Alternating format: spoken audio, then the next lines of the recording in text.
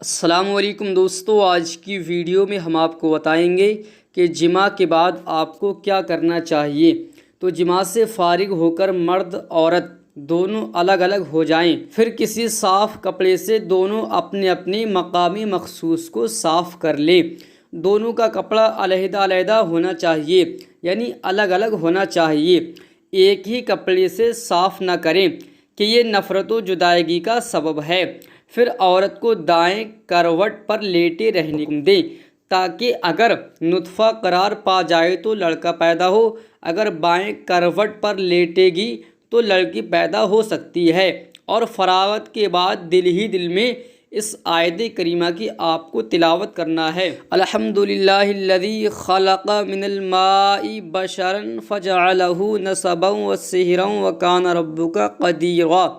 آپ کو یہ آیت دل ہی دل میں پڑھنا ہے۔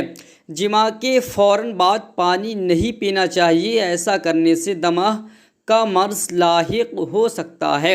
البتہ اگر نیم گرم دودھ پی لیا جائے تو کچھ حرج نہیں۔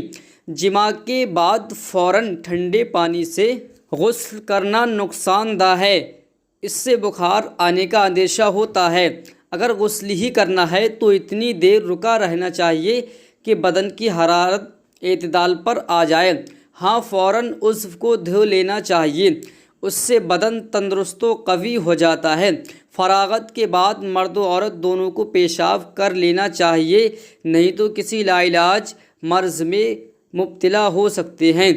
تو پیارے دوستو، یہ میں نے اس کتاب سے بیان کیا جس کا نام ہے سلیقہ زندگی۔